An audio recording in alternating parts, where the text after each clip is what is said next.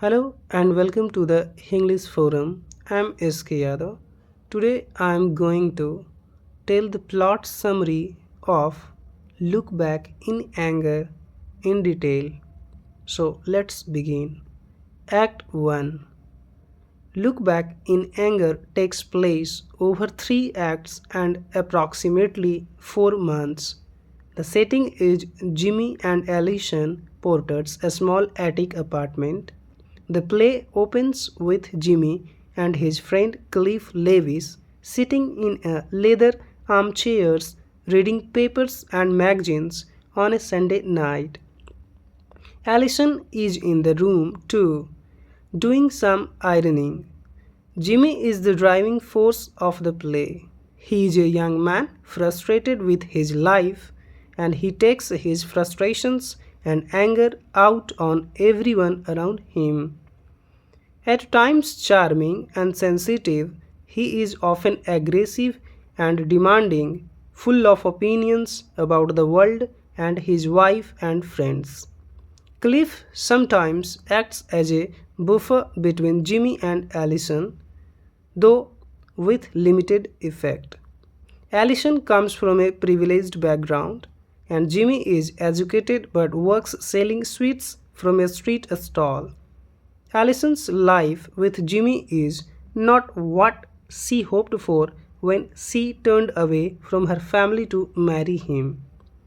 As Jimmy and Cliff read their papers, Jimmy opines on a myriad of topics: the actions of a local bishop, how Cliff doesn't fold the papers correctly, dying British culture, how slothful and empty his wife can be.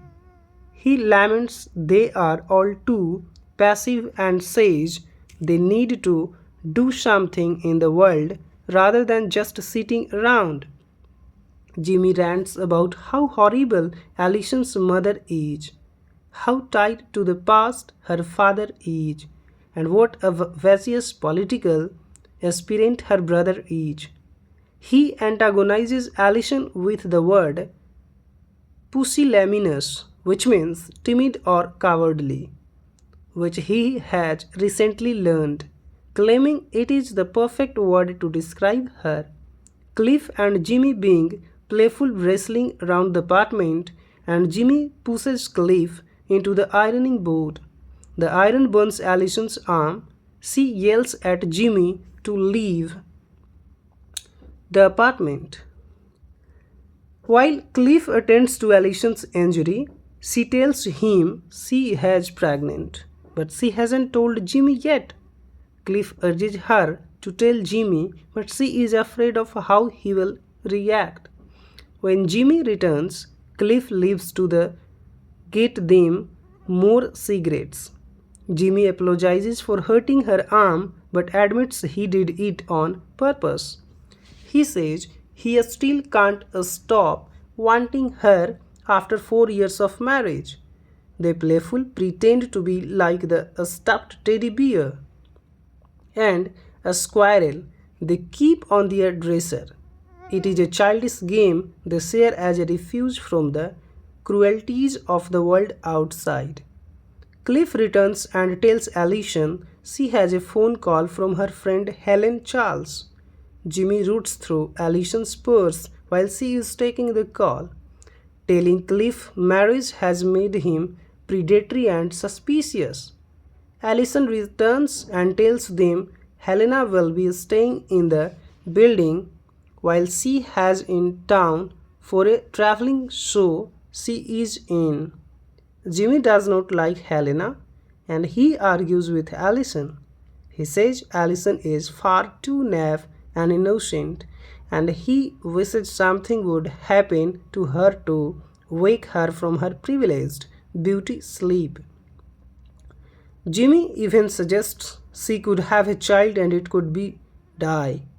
Maybe then she would feel something like suffering or anguish. He exits, leaving Alison and Cliff stand.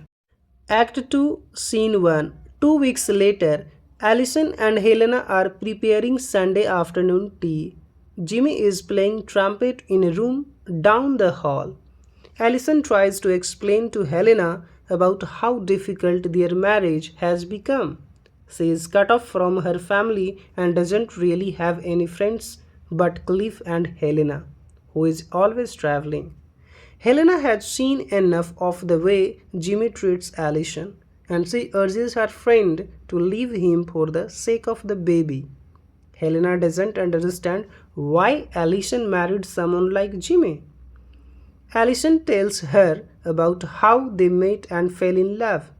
Her parents were vehemently opposed to the marriage, but Jimmy acted like a knight in shining armor to win and keep her. Nevertheless, Helena says Alison has to fight Jimmy and leave. Cliff and Jimmy arrive for tea, and Jimmy immediately starts deriding Alison in front of her friend. Helena is angered and offended by the things Jimmy says about Alison and Alison's mother, and she challenges him, threatening to slap his face. Jimmy threatens to hit her back. When Alison says she is going to church with Helena this evening, Jimmy mocks both of them and religion. He accuses Helena of trying to win her over. Jimmy asks Helena if she has ever watched someone die. She replies she hasn't. He then tells them about watching his soldier father die slowly when he was only 10. He relates how confusing it was and how angry and helpless he felt. Helena exits to prepare for church. Jimmy accuses Alison of being an unfaithful Judas, but Alison says all she wants is a little peace. Helena returns and tells Jimmy he has a phone call when he leaves. She also tells Alison she has wired her father to come pick her up the following day.